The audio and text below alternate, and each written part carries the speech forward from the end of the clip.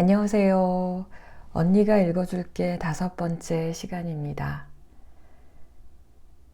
이번 시간은 최만식 작가의 논 이야기를 준비했는데요. 이 작품은 1946년 해방문학 선집으로 세상에 나온 작품입니다. 동학농민운동 직후에 대한제국과 일제강점기 그리고 8.15 광복 그리고는 미군정 시기, 이때 전라북도 군산시 부근의 그 농촌을 배경으로 하고 있는데요. 농민들의 어렵고 힘든 현실을 바꾸지 못한 나라, 또 토지 정책, 또 그 안에서의 농민들의 소시민적인 욕심에 대한 그런 비판을 풍자로 드러내고 있습니다.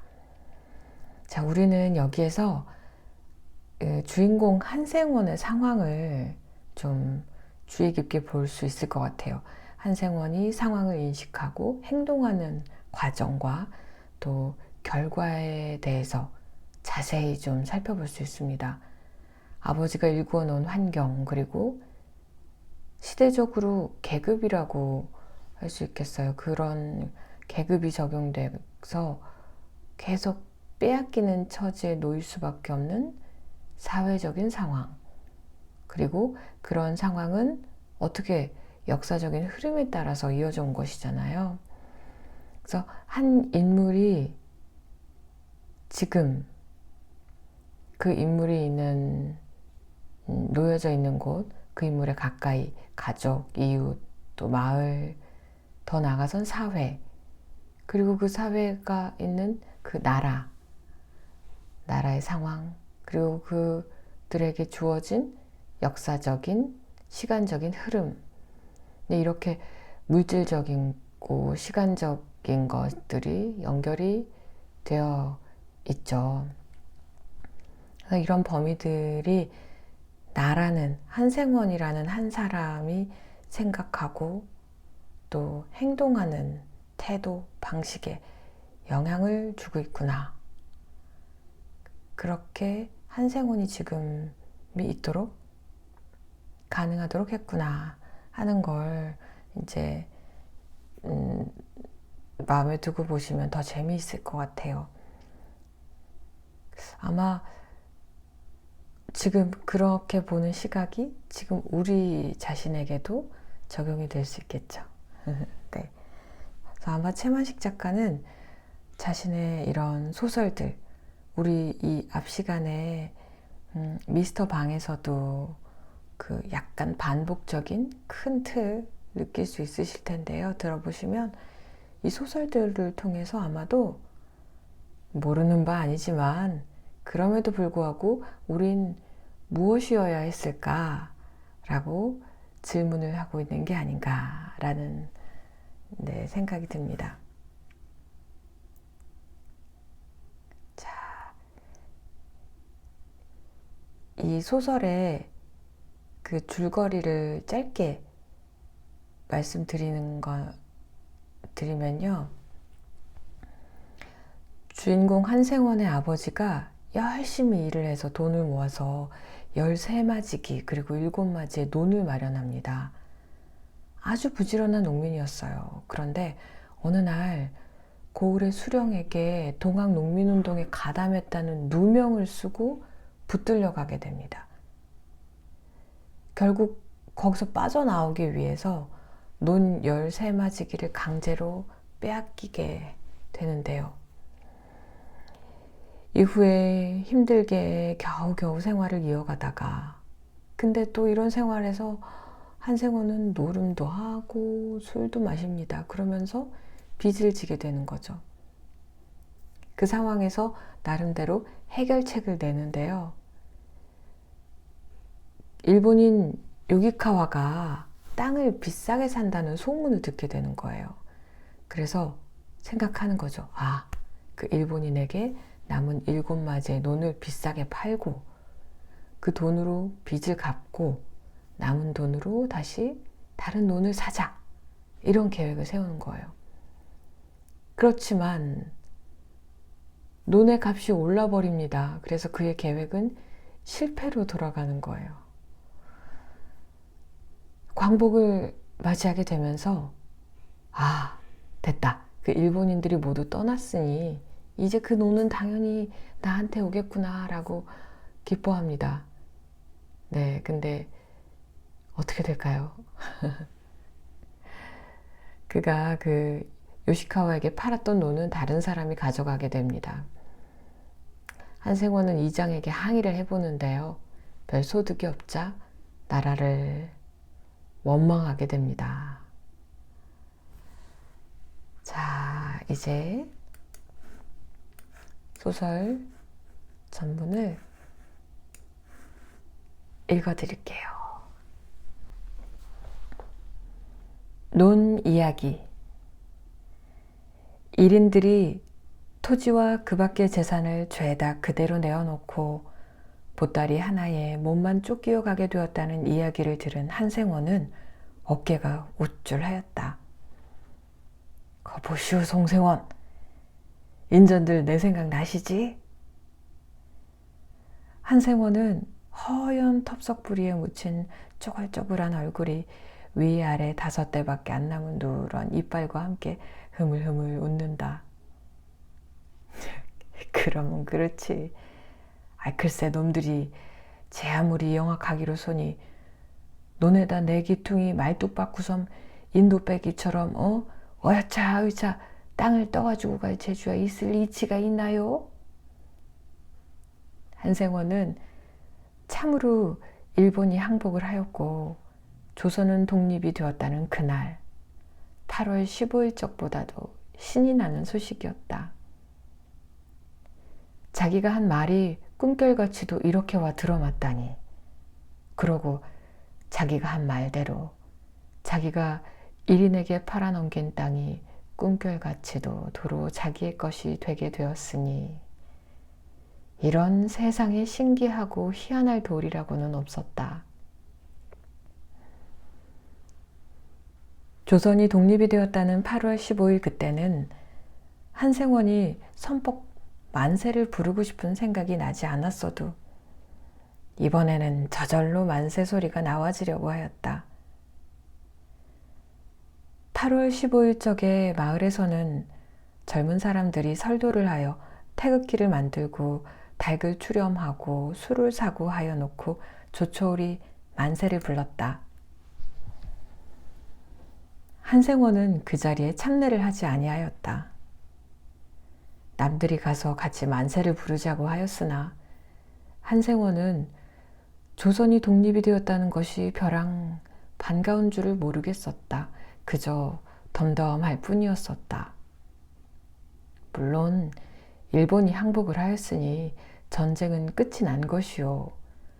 전쟁이 끝이 났으니 벼공출을 비롯하여 솔뿌리 공출이야, 마초 공출이야, 채소 공출이야. 가지가지의 그 억울하고 성가신 공출이 없어지고 말 것이었다. 또 18살 배기 손자놈 용길이가 징용에 뽑혀나갈 염려가 없을 터이었다. 얼마나 한생원은 일찍이 애비를 여의고 늙은 손으로 여지껏 길러온 외톨 손자놈 용길이가 징용에 뽑히지 말게 하려고 구장과 면회 노무계 직원과 불악 담당 직원에게 굽은 허리를 굽실거리며 건사를 물고 하였던 거. 굶는 끼니를 더 굶어가면서 그들에게 쌀을 보내어 주기. 그들이 마을에 얼씬하면 부랴부랴 청에다 씨암탉 잡고 술 대접하기. 한참 농사일이 몰릴 때라도 내 농사는 늦어도 용길이를 시켜 그들의 논에 모 심고 김 메어주고 하기. 이 노릇에 흰머리가 도로 검어질 지경이요. 빚은 고패가 넘도록 지고 하였다. 하던 것이 이제는 전쟁이 끝이 났으니 징용 입자는 싹 씻은 듯 없어질 것. 마음 터놓고 두 벌 쭉 뻗고 잠을 자도 좋았다.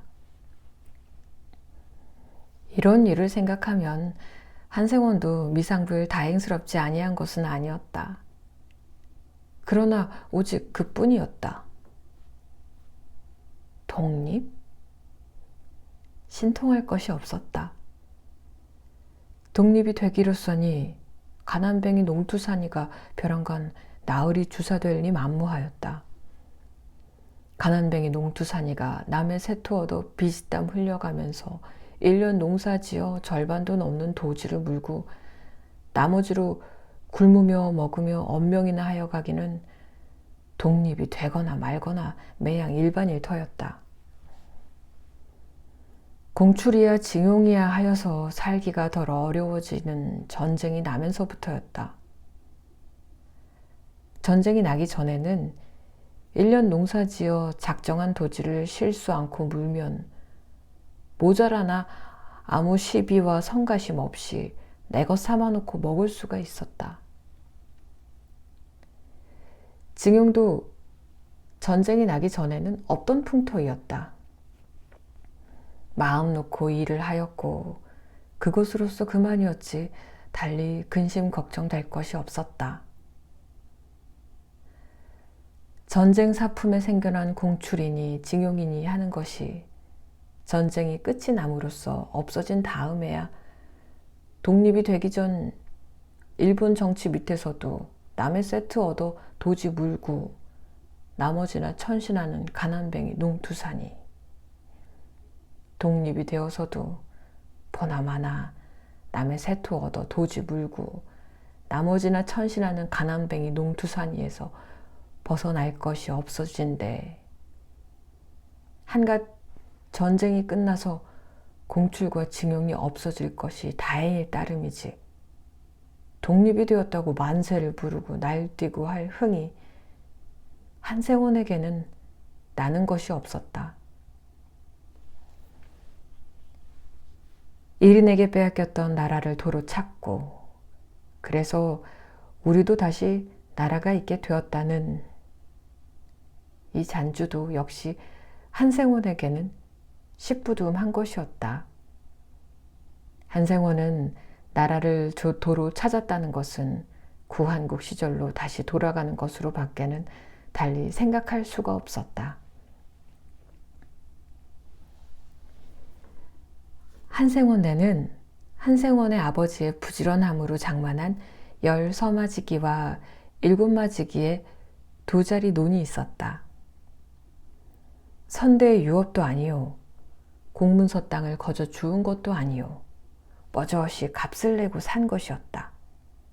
하되 그 돈은 책에나 돈놀이로 모은 돈이 아니요 품삯받아 푼푼히 모으고 아기야식하면서 모은 돈이었다. 피와 땀이 어린 땅이었다. 그 피땀 어린 논 2자리에서 10서마지기를 한생원네는 산지 겨우 5년 만에 고을 원에게 빼앗겨 버렸다. 지금으로부터 50년 전 갑오 을미 병신하는 병신년 한생원의 나이 21살 적이었다. 그 안해 을미년 늦은 가을에 김아모라는 원이 동학란에 도망 뺀 원 대신으로 새로이 도임을 해와서 동학의 잔당을 빚을하듯 잡아 죽였다. 피비린내 나는 사륙이 이듬해 병신년 봄까지 계속됐었고 그리고 여름 인제는 다 지났거니 하여 겨우 안도를 한 참인데 한태수 한생원의 아버지가 원두막에서 동원으로 붙잡혀가 옥에 갇혔다. 혐의는 동학에 가담하였다는 것이었다. 한태수는 전혀 동학에 가담한 일이 없었다. 그의 말대로 하면 동학 근처에 가보지도 아니한 사람이었다. 옥에 가두어 놓고는 매일 끌어내다 실토를 하고 동료의 성명을 불라고 주리를 틀면서 문초를 하였다. 60이 넘은 늙은 정강이가 살이 으깨어지고 뼈가 아스라졌다. 나중에 가서야 어찌 될 값에 당장의 아픔을 견디다 못하여 동학에 가담을 하였노라고 자복을 하였다. 입에서 나오는 대로 아는 사람의 이름을 불렀다. 불린 7사람이 잡혀 들어가 같은 문초를 받았다. 처음에는 늘 내빼었으나 원체 아픔을 이기지 못하여 자복을 하였다. 남은 것도 처형을 하는 것뿐이었다. 하루는 이방이 한태수의 아내와 아들 한생원을 조용히 불렀다. 이방은 모자더러 좌우간 살려낼 도리를 하여야 않느겠냐라고 하였다. 모자는 엎드려 빌면서 제발 이장님 덕택에 목숨만 살려지다 하였다. 꼭 한 가지 묘책이 있는데 그럼 내가 시키는 대로 할 테냐? 불속이라도 뛰어 들어가겠습니다. 논문서를 가져오너라. 사또께다 바쳐라. 논문서를요?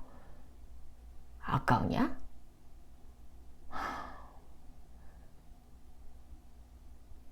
가장이나 애비의 목숨보단 돈이 더 소중하냐? 아니죠. 그 땅이 다른 땅과도 달라서 종이 그렇게 아깝거든 그만두는 것이고. 논문서만 가져다 바치면 정녕 모면을 할까요?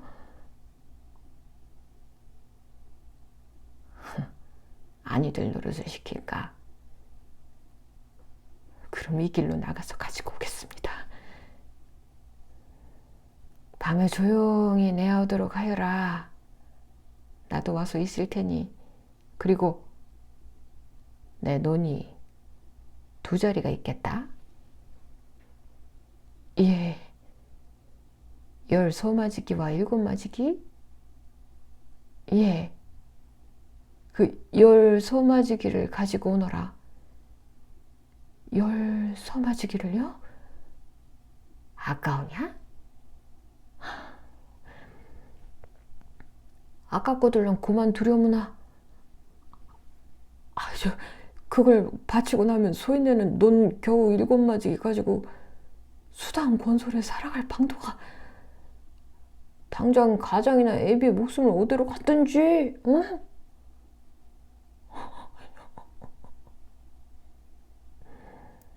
그 땅이야 다시 장만도 할 수가 있을 것이 아니냐. 어? 보자는 서로 돌아보면서 말하였다. 바칩시다. 바치자. 사흘 만에 한태수는 놓여 나왔다. 다른 7명도 이방이 각기 사이에 들어 각기 얼마씩의 땅을 바치고 놓여 나왔다. 그 뒤 경술년에 일본이 조선을 합방하여 나라는 망하였다. 사람들이 나라 망한 것을 원통이 여길 때 한생원은 그깟 놈의 나라 시원히 잘 망하였지 하였다.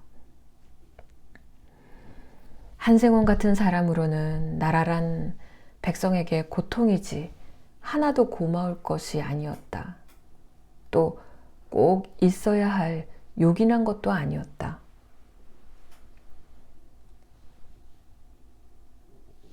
그런 나라라는 것을 도로 찾았다고 하여 선복 감격이 일지 아니한 것도 일변 의당한 노릇이라 할 것이었다. 논 20맞이기에서 10서맞이기를 빼앗기고 나니 원통한 것도 원통한 것이지만 앞으로 일이 딱하였다. 논이나 겨우 7맞이기를 가지고는 어림도 없었다. 허릴 없이 남의 세토를 얻어 그 보충을 하여야 하였다. 그러나 남의 세토는 도지를 물어야 하는 것이라 힘은 내논 지을 때와 마찬가지로 들면서도 가을에 가서 차지를 하기는 절반이 못 되는 것이었었다. 그렇지만 그렇다고 남의 세토를 소작 아니할 수는 없었다. 이리하여 한생원 내는 나라 명색이 망하지 아니하고 내 나라로 있을 적부터 가난한 소작농이었다. 경술련 나라이 망하고 36년 동안 일본의 다스림 밑에서도 같은 가난한 소작농이었다.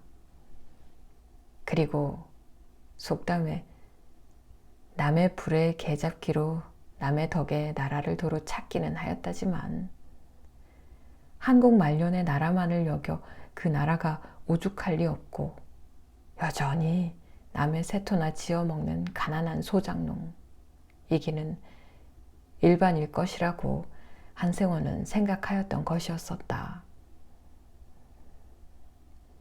일본이 항복을 하던 바로 전에 30-40년이 공출이야 징용이야 하여야 벼랑간 군색함과 불안이 생겼던 것이지.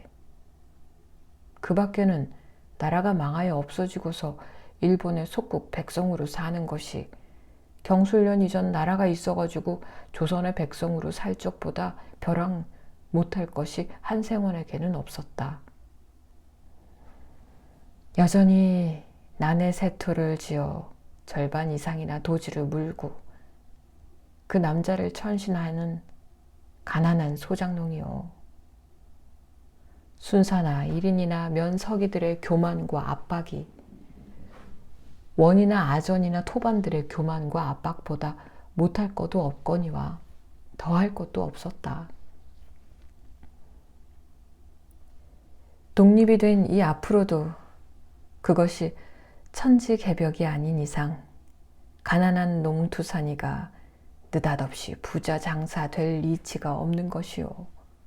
원, 아전, 토반이나 일본 놈 대신에 만만하고 가난한 농투산이를 핍박하는 권세 있는 양반들이 생겨날 것이요. 할 것이매. 빼앗겼던 나라를 도로 찾아 다시금 조선 백성이 되었다는 것이 조금도 신통하거니와 반가울 것이 없었다. 원과 토반이 아전이 있어 토색질이나 하고 붙잡아다 때리기나 하고 교만이나 피우고 허되 세미는 국가의 이름으로 꼬박꼬박 받아가면서 백성은 죽어야 모른 채를 하고 하는 나라의 백성으로도 살아보았다. 전하 오랑캐 애비와 자식이 맞담배질을 하고 남매 간에 혼인을 하고 뱀을 먹고 하는 외인들이 저희가 주인이랍고시고 저희가 주인이랍시고서 교만을 부리고 순사와 헌병은 칼바람에 조선 사람을 개 도야지 대접을 하고 공추를 내어라 징용을 나가거라 야미를 하지 마라 하면서 복가되고 또 일본이 우리나라다. 나는 일본 백성이다.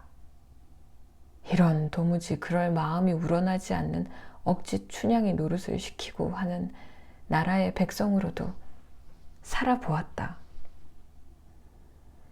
결국 그러고 보니 나라라고 하는 것은 내 나라였건 남의 나라였건 있었댔자 백성에게 고통이나 주자는 것이지 유익하고 고마울 것은 조금도 없는 물건이었다.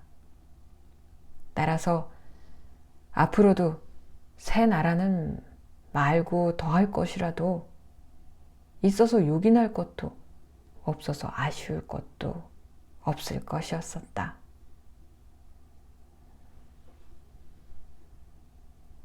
신해년 경술합방 바로 이듬해였다.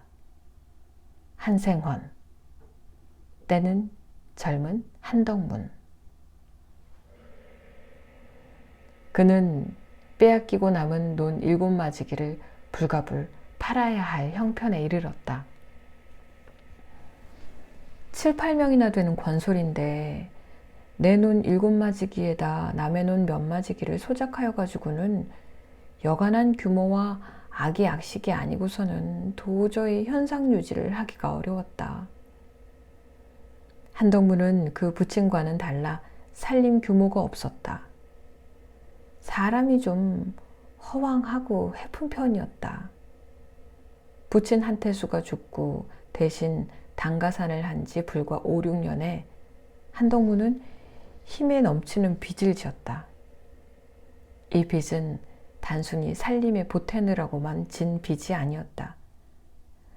한동무는 허황하고 해픈 값을 하느라고 술과 노름을 쏠쏠히 좋아하였다. 1년 농사를 지어야 1년 가게가 번연히 모자라는데 거기다 술을 먹고 노름을 하니 늘어가기는 빚밖에는 있을 것이 없었다. 빚은 갚아야 되었다. 팔 것이라고는 논 7마지기 그것뿐이었다. 한동문이 빚을 이리 틀어막고 저리 틀어막고 오늘로 밀고 내일로 밀고 하여 오던 끝에 마침내는 더 꼼짝을 할 도리가 없어 논을 팔기로 작정을 되었을 무렵에 그러자 용말 사는 1인 길천이가 요새 바싹 땅을 많이 사들인다는 소문이 들렸다. 그리고 값으로 말하여도 썩 좋은 상답이면 한마디기에 20냥으로 20단냥까지 내고 아주 박토라도 10냥 안짝은 없다고 하였다. 땅마직이나 가진 인근의 다른 농민들도 다들 그러하였지만 한동무는 그 중에서도 귀가 반짝 뜨였다. 시세의 갑절이었다. 고래실논으로 개똥뱀이 상지 상답이라야 한마지기에 10냥으로 얼두어냥이요. 딱 나쁜 것은 기지개 써야 단냥이었다. 달자. 한동무는 작정을 하였다. 7마지기 논이 상지 상답은 못 되어도 상답은 되니 잘하면 10냥은 받을 것. 10냥이면 27, 14, 140냥. 빚이 이럭저럭 한 50냥 되니 그것을 갚고 나면 90냥이 남아. 90냥을 가지고 도로 논을 장만해. 판 7마지기만한 토라의 논을 사더라도 9마지기는 살 수가 있어.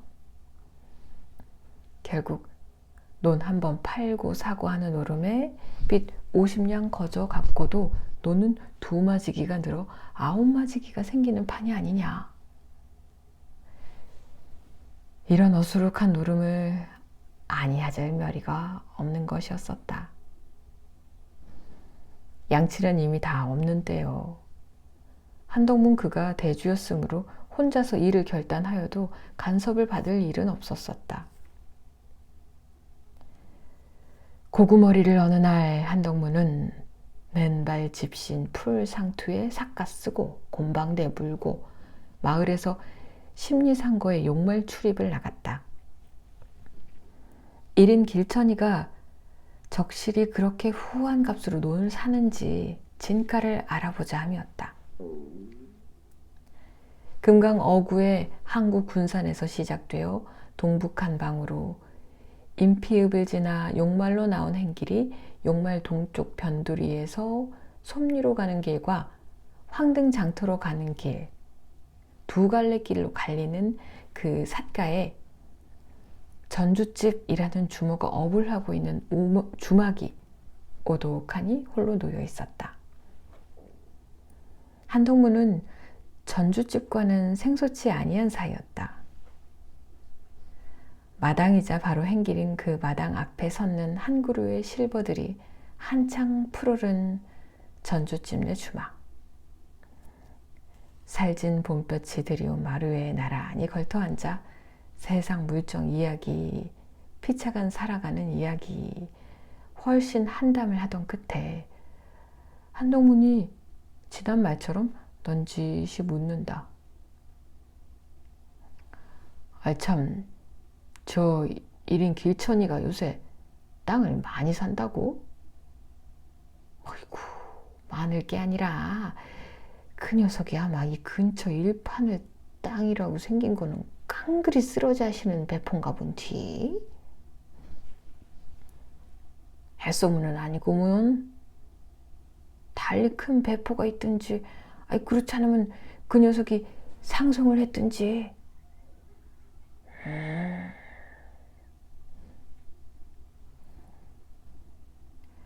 한서방으론도 속내 아는 배 이 근처 논이 물 걱정 가뭄 걱정 없고 한마지기에 넉섬은 먹는 논이라야 열량 상값은 아니오? 어? 그런 거를 글쎄 녀석은 20냥 20댄냥 퍼주고 사는구랴. 제마석도 못 먹는 자갈바탕에 박돌아도 논 명색이면은 그냥 열량 안짝 잡히는 건 없구요. 하긴 값이나 그렇게 월등히 많이 내야 이 일인한테 논을 팔지. 뭐 그렇지 않고서야 누가? 젠장. 에이구, 나도 진작에 논이나 신용만 생긴 거라도 몇 섬 장만에 두었더라면 아유 이런 판에 큰 횡재랬지. 그래 많이들 와 파나? 대가리 싸고 덤벼듭대다. 한서봉으로도 논 좀 파시구랴. 이때 안 팔고 언제 팔어? 팔 논이 있나? 이유와 조건에 어떠함은 물론이하고 농민이 논을 판다는 것은 남의 앞에 심히 떳떳스럽지 못한 일이었다. 번연히 내일 모레면 다 알게 될 값이라도 되도록 그렇게 기색을 숨기려고 드는 것이 통성이었다. 뚜벅뚜벅 말굽소리가 나더니 말탄 길천이가 주막 앞을 지난다. 언제나 그러하듯이 깜장 돛방 모자에 깜장 복장을 입고 깜장 목 깊은 구두를 신고 허리에는 육혈포를 차고 하였다. 한덕무는 길에서 몇 차례 본 적이 있어 그가 길천인 줄을 안다. 아이고 어디 갔다 와요? 전주집이 웃으면서 아른체를 하는 것을 길천은 웃지도 않으면서 저기 우리 나쁜 사람이 자발이 갔다 왔소. 길천의 차인꾼이요 통역꾼이요 한 백남수리가 밧줄로 결박을 지은 촌 젊은 사람 하나를 앞참 세우고 뒤미쳐 나타났다. 좌수는 상투가 풀어지고 발기발기 찢기운 옷과 면상으로 피가 묻고 한 것으로 보아 한바탕 녹신 두들겨 맞은 것이 역력하였다. 아이, 어디 갔다 오시오? 전주집이 이번에는 백남술더러 인사로 묻는다. 백남술은 분연히 남의 돈 집어먹고 도망댕기는 놈은 죽었어지 하면서 죄수에게 잔뜩 눈을 흘긴다. 그리고 나서 전주집더러 댕겨 계시니 닭이나 한 마리 잡고 놓게나 놈을 붙잡느라고 한승강 했더니 목이 컬컬하이. 그러느라고 잠깐 한눈을 파는 순간이었다. 죄수가 밧줄 한 끝 붙잡힌 것을 획 뿌리치면서 몸을 날려 쏜살같이 오던 길로 내팬다. 백남술이 병신처럼 놀라다 이내 죄수의 뒤를 쫓는다. 길천에 탄 말이 두 앞발을 번쩍 들어 머리를 올리면서 땅을 차고 달린다. 그러면서 길천의 손에서 육혈포가 땅! 풀씬 연기가 나면서 재우쳐 땅! 죄수는 그러나 첫 한 방에 그대로 길바닥에가 동그라진다. 같은 순간 버선발로 뛰어내려간 전주집이 에고머니! 비명을 지른다. 죄수는 백남술에게 박승 한 끝을 다시 붙잡혀 일어난다. 길천은 피스톨 사격의 명의는 아니었었다. 그보다도 엄포의 사격이었기가 쉬웠을 것이다. 1인에게 빚을 쓴 것을 외채라고 하고 이 젊은 친구는 외채를 쓰고서 갚지 아니하고 몸을 피해 다니다가 붙잡힌 사람이었다. 길천은 백남수리가 이 사람은 너니 몇 마지기가 있어 하고 조사 보고를 하면 서슴지 아니하고 외채를 주곤 한다. 이자도 항용 체계나 장리변보다도 헐하였다. 빚을 주는 데는 물은 것 같아도 받는 데는 무서웠다. 기한이 지나기를 기다려 채무자를 제 집으로 데려가 감금하고 사형으로서 빚체근을 하였다. 부형이나 처자가 돈을 가지고 와서 빚을 갚는 날까지 감금과 사형을 느꾸지 아니하였다. 논문서를 가지고 오는 자리는 우대하였다. 이자를 탕감하고 본전만 쳐서 논으로 갚는 것이었었다. 논이 있는 사람은 돈을 두어 두고도 즐겨 논으로 갚고는 하였다. 한덕문은 다시 끌려가고 있는 죄수의 뒷모양을 우두커니 바라보면서 젠장, 양반 호랑이도 지질한데 우한 중에 외놈 호랑이까지 들어와서 이 등살이니 갈수록 죽어나가는 건 만만한 백성뿐이로구나. 번연히 알면서 외치를 쓰는 사람이 잘못이지 누굴 원망하나. 참새가 방앗간을 거저 지낼까. 이왕 외상술이라도 한 잔 먹고 일어설까. 어떡할까. 이런 생각을 하면서 앉았는 차에 생기지 않은 외가편으로 아저씨뻘 되는 윤첨지가 푸뚝 거기에 당도하였다. 윤첨지는 황등장터에서 제논직이나 지니고 탁신이 사는 농민이었다. 아저씨 웬일이시냐고, 조카 잘 있었느냐고 황용하는 인사가 끝난 후에 이 동네 사는 길천이라는 일인이 값을 후히 내고 땅을 사들인다는 소문이 있으니 적실하냐고 아까 한덕문이 전주집더러 묻던 말을 윤첨지가 한덕문더러 묻는다.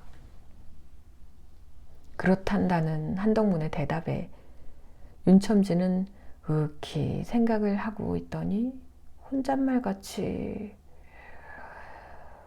그럼 나도 이왕 골한테나 팔아야겠군 하다가 한덕문더러 황등까지 가서도 살까?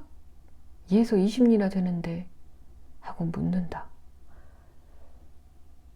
글쎄요. 근데 너는 어째 파실령으로 그건 참.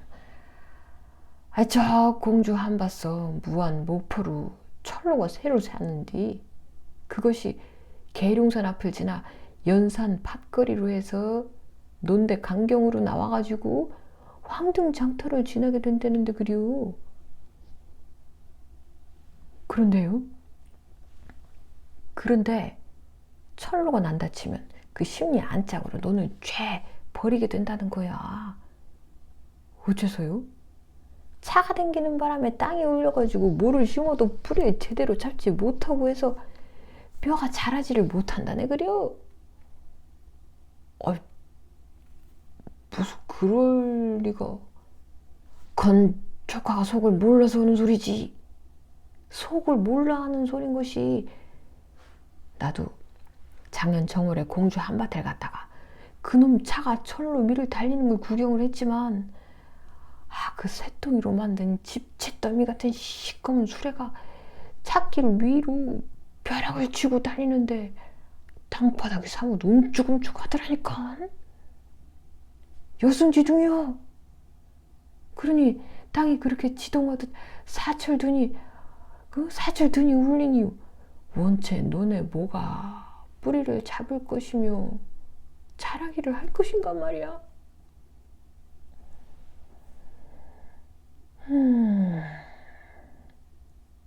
듣고 보니 미상불 근리한 말이었다. 몰랐으면 이어와다 알고도 그대로 있겠드까. 그래 좀 덜 바꾸래도 팔아볼 놈으로 하고 있는데 소문을 들으니 길천이라는 손이 요새 값을 시세보다 갑절이나 내고 논을 산다대 그려. 정녕 그렇다면 철로 조간이 아니더라도 팔아가지고 딴 데로 가서 판논 갑절되는 논을 장만하고 한 노릇인데 황차 철로가 그렇게 난다는 것이 아주 적실한가요? 말끔 다 칙량하고 말뚝을 박아놓고 한 걸. 황등장터 그 일파는 그래 논들을 못 팔아 난리가 났다니까. 1인 길천이에게 7마지기 논을 140냥에 판 것과 그중 쉬운 양은 빚을 갚은 것, 이것까지 다 한덕문의 예산대로 되었었다. 그러나 나머지 90냥으로 판 돈 7마지기보다 토리가 못하지 아니한 돈으로 2마지기 더한 9마지기를 삼음으로써 빚 쉬운 양은 공으로 갚고 그러고도 논이 2마지기가 불게 된다는 것은 완전히 허사가 되고 말았다. 아무도 한덕문에게 상답 1마지기를 10냥씩에 팔려는 사람은 없었다. 이왕 1인 길천이에게 팔면 그 갑절 20냥씩을 받는 고로 말이다. 필경 돈 90냥은 한덕문의 수중에서 한 반년 동안 구르는 동안 스실사실 다 없어지고 말았다. 이리하여 한덕문은 논 7마지기로 겨우 빚 쉬운 양을 갚고는 아무것도 남은 것이 없이 손 싹싹 털고 나선 셈이었다. 친구가 있어 한덕문을 책하면서 물었다. 아유, 어떡하자고 논을 판단 말인가? 뭘 누구 봐. 1인들이 다 쫓겨가면 그 땅 도로 내 것 되지 갈 데 있겠나? 쫓겨갈 놈이 논 사겠나? 저놈들이 천지 운수를 안다든가? 자네는 아나? 두고 보래? 어? 두고 보래도 그래. 한덕문은 혼자 속으로는 엎을싸 논이라야 단지 그것뿐인 것을 팔고서 인제는 송곳 꽂을 땅도 없으니 이 노릇을 어찌한단 말이냐고 심히 후회하여 마지 아니하였다. 그러면서도 남더러는 그렇게 배포시 장담을 탕탕하였다. 한덕문은 장차 1인들이 쫓기어 가리라는 것을 확언할 아무런 근거도 가진 것이 없었다. 따라서 자신도 없었다. 오직 그는 논을 판 명예롭지 못함과 어리석음을 싸기 위하여 그런 휘떠운 소리를 한 것일 따름이었다. 한덕문이 1인들이 다 쫓기어 가면 그 논이 도로 제 것이 될 터래서 논을 팔았다고 하더라. 이 소문이 한입 뒤에 퍼지자 듣는 사람마다 그의 휘떠움을 혹은 실없음을 웃었다. 하는 양 보느라고 위정 자네 논 팔았다면서? 한다 치면 팔았지. 어째서? 돈이 좀 아쉬워서. 돈이 아쉽다고 논은 팔고서 어떡하자고? 1인들이 쫓겨간다든가? 아이고 그럼 100년 살까? 또 누구는 수작을 바꾸어 1인들이 쫓겨간다지 한다 치면 그럼 언제쯤 쫓겨가고? 그건 쫓겨가는데 보아야 알지. 이구 요맹추야, 이 허풍선이야. 우리나라 상감님을 쫓겨내고 저희가 왕노릇을 하는데 쫓겨가? 자는 그럼 1인인들 안 쫓겨가고 영영 그대로 있었으면 좋을 건 무엇가? 좋기로 한 말이야. 일로 무얼 하겠다만 우리 좋고 푼대로 세상이 세상 일이 돼준다든가. 그래도 이제 내 말을 잃을 때가 오더니 괜히 논 팔고서 할 말이 없거들랑 구구로 잠잡고 가만히 나 있시오. 내 논 내가 팔아먹는데 죄될 일 있나? 그걸 누가 죄라나? 길천이한테 논 팔아먹은 놈이 한덕문이 하나뿐인가? 누가 논 판 걸 나무래? 히던 장담을 하니까 그렇지. 히던 장담인지 아닌지 두고 보잔 말이야. 일로부터 한덕문은 그 말로 인하여 마을과 인근에서 아주 호가 났고 어느 겨를인지 그것이 한 속담까지 되었다. 가령 어떤 엉뚱한 계획을 세운다든지 허랑한 일을 시작하여 놓고서는 천연스럽게 성공을 자신한다든지 결과를 기다린다든지 하는 사람이 있다 치면 한덕문이 길천이에게다 논 팔아먹던 데 낫구나 하고 비웃곤 하는 것이었었다. 그 후 그 속담은 35년을 두고 전하여 내려왔다. 전하여 내려올 뿐만이 아니었다. 일본 제국주의의 조선에 있어서의 집안이 해가 갈수록 완고한 것이 되어감에 따라 더욱이 만주사변 때부터 시작하여 진화 전쟁을 거쳐 태평양 전쟁으로 일이 거창하게 벌어진 결과 전쟁 수단으로서 조선의 가치는 안으로 밖으로 적극적으로 소극적으로 나날이 더 커감을 쫓아 일본이 조선에다 박은 뿌리는 더욱 깊이 뻗어 들어가고 가지와 잎은 더욱 무성하여서 일본이 조선으로부터 물러간다는 것은 독립과 한 가지로 나날이 더 잠꼬대 같은 생각이었던 것처럼 되어버려 감에 따라 그래 한덕문에 장담하던 1인들이 다 쫓겨가면 해가 가고 날이 갈수록 속절없이 무색하여 감을 따라 그와 반비례하여 그 말의 속담으로서의 가치와 효과만이 변하지 않고 찬란히 빛을 내었다. 바로 8월 14일까지도 그러하였다. 8월 14일까지도 한덕문이 길천이한테 논 팔아먹던 데 낫구나는 당당히 행세를 하였었다. 그랬던 것이 8월 15일에 일본이 항복을 하고 조선은 독립, 실상은 우선 해방이 되고 하였다. 그리고 며칠 아니하여 1인들이 토지와 그 밖에 온갖 재산을 죄에다 그대로 내어놓고 보따리 하나에 몸만 쫓기어 가게 되었다는 데까지 이르렀다. 한생원, 한덕문의 1인들이 다 쫓겨가면은 이리하여 부득불 빛이 환하여지고 반대로 한덕문이 길천이한테 논 팔아먹던 데 낫구나는 그만 얼굴이 벌게서 납작하고 말 수밖에 없었다. 여보시오, 송생원.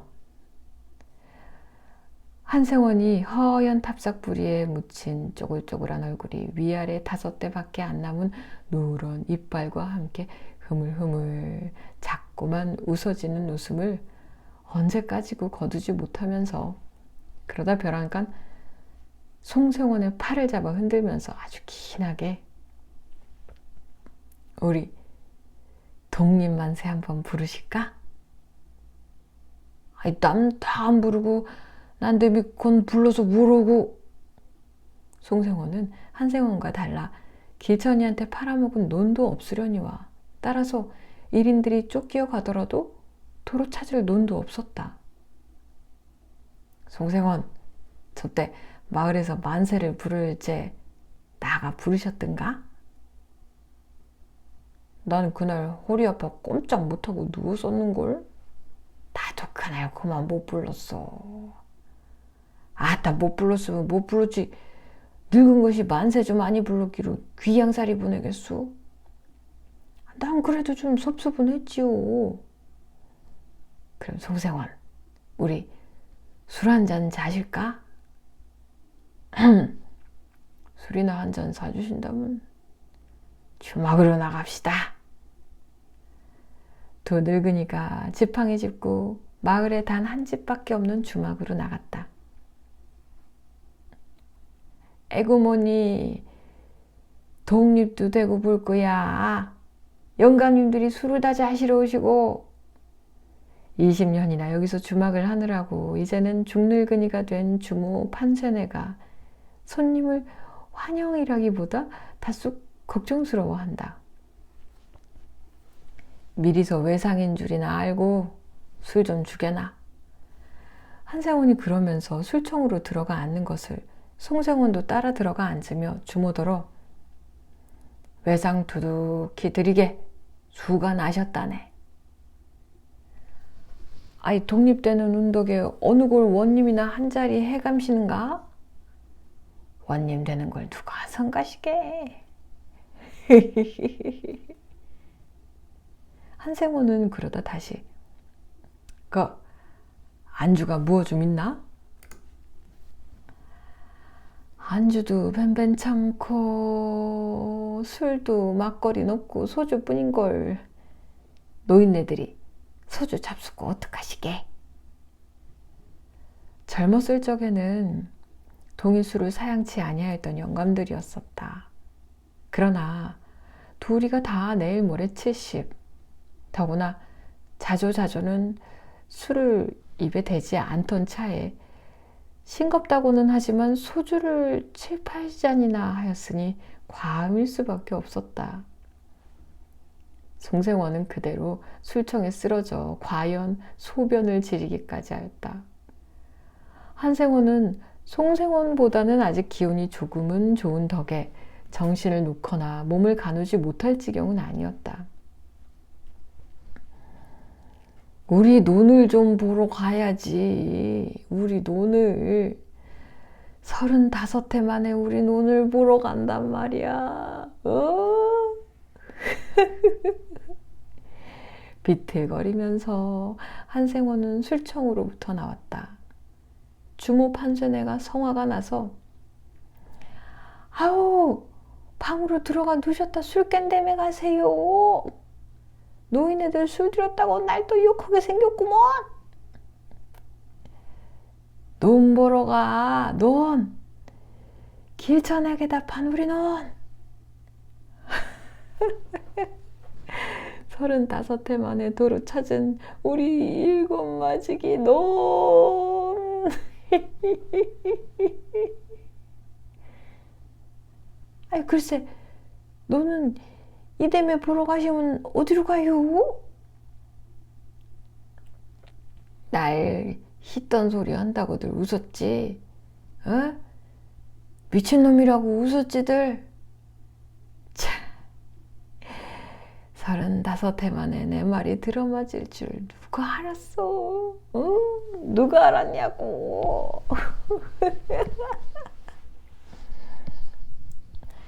말은 혀 꼬부러진 소리로 몸은 위태로이 비틀거리면서 한생원은 지팡이를 휘젓고 밖으로 나간다. 나가다 동네 젊은 사람과 마주쳤다. 아, 한생원 웬일이세요? 논 보러 간다. 논.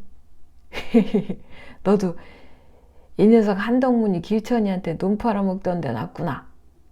그런 소리 더러 했었지? 인제도 그런 소리가 나올까? 취하였군요. 나 외상술 먹었지. 돈 찾았으니까 또 팔아서 술값 갚으면 그만이지.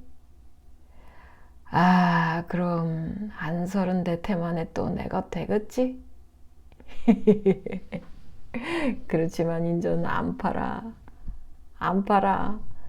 우리 용길이 좀 물려줘야지. 우리 용길이 놈. 아, 참, 용길이 요새 있죠? 있지. 길천이한테 팔아먹었을까?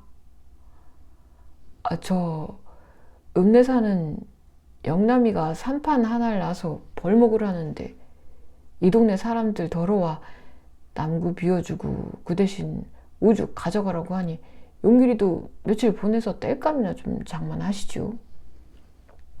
그걸 누가 논을 도로 찾았는데 논만 찾으면 뗄나무 없이도 사시나요? 아이 논도 없어도 35대나 살지 않았었냐? 아이 참 그러지 마시고 며칠 보내세요.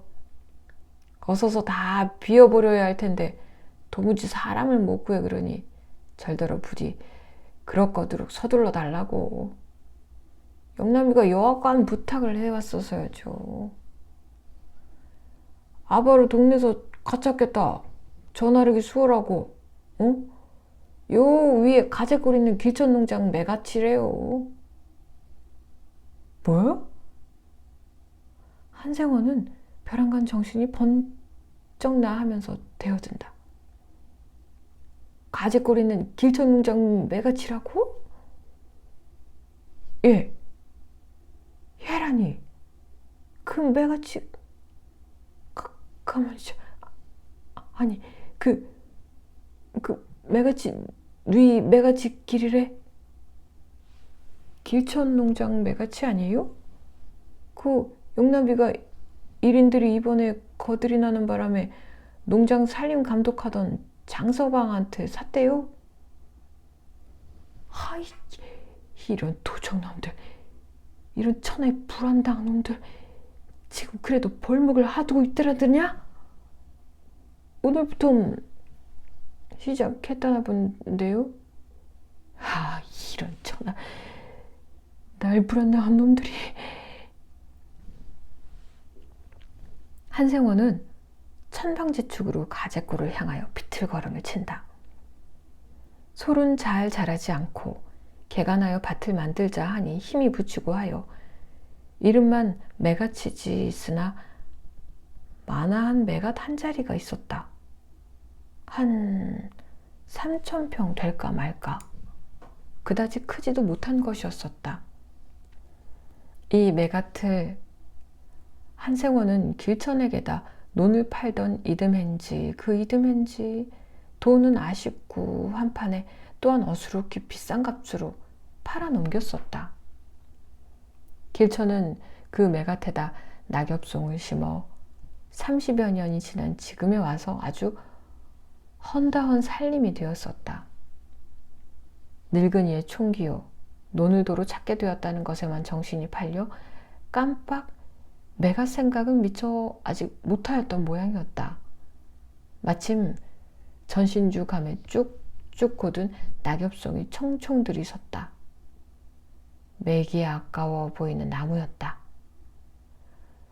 한 서너시 나가 한편에서부터 깡그리 베어 눕히고 일변 우죽을 치고 한다.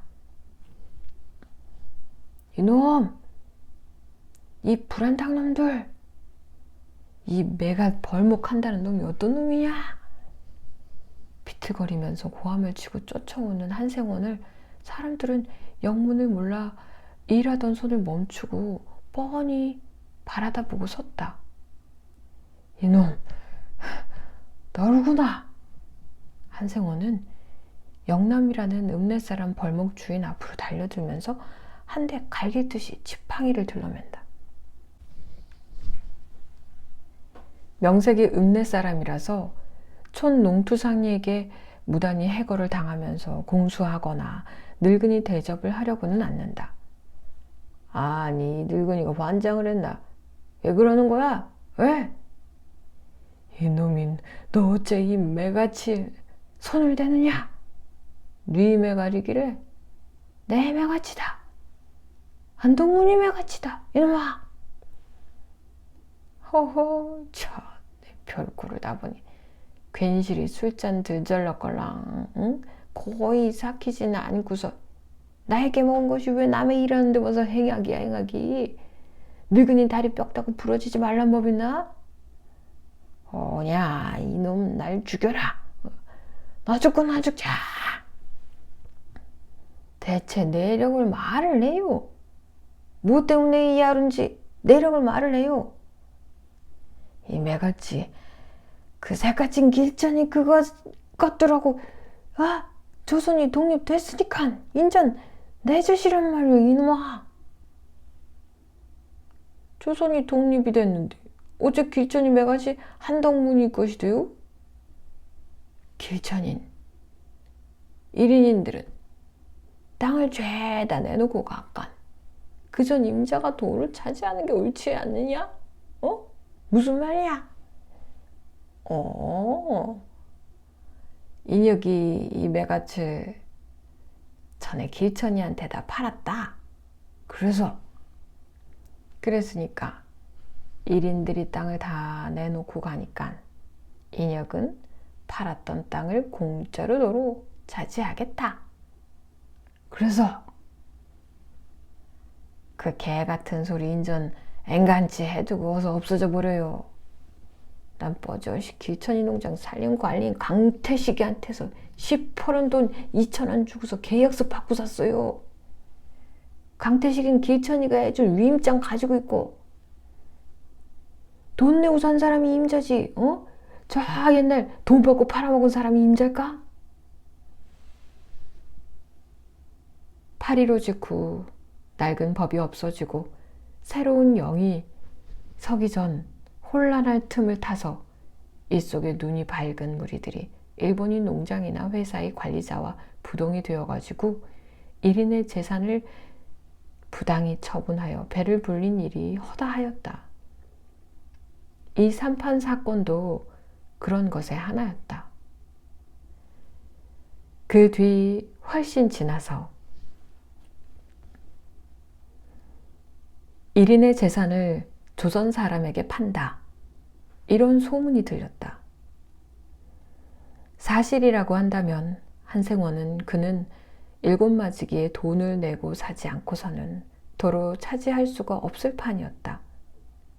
물론 한생원에게는 그런 재력이 없거니와 도대체 전에 임자가 있는데 그것을 아무나에게 판다는 것이 한생원으로 보기에는 불합리한 처사였다.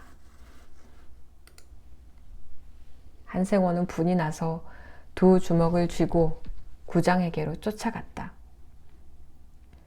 그래, 1인들이 죄다 내놓고 간 것을 백성들더러 돈을 내고 사라고 마련을 했담소요?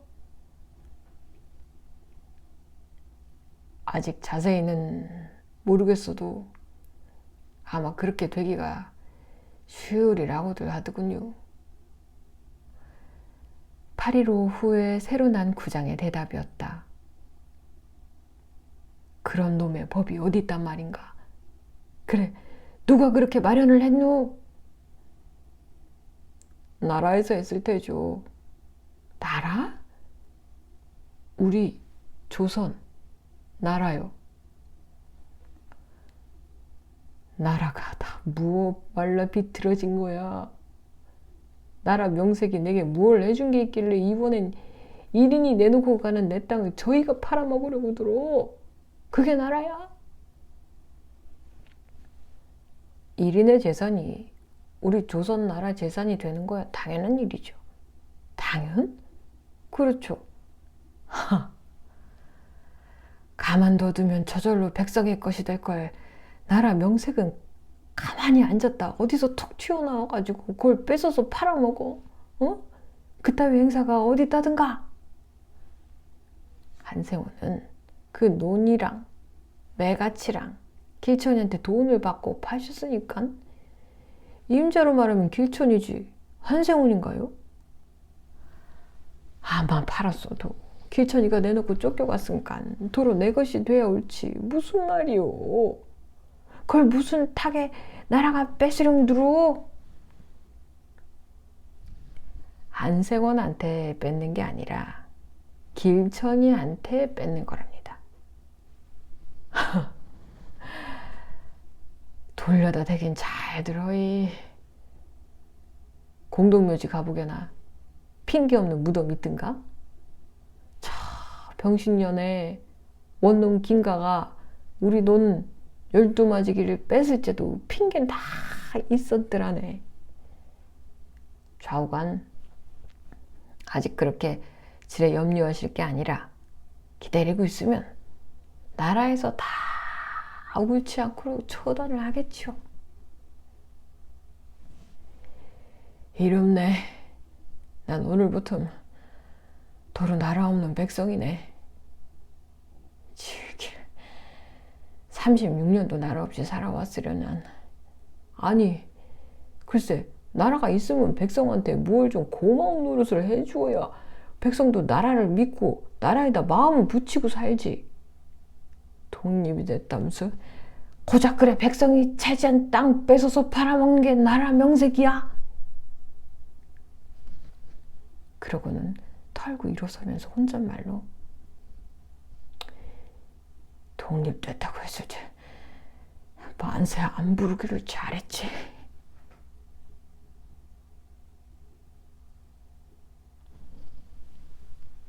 네, 여기까지 제만식 작가의 논 이야기였습니다.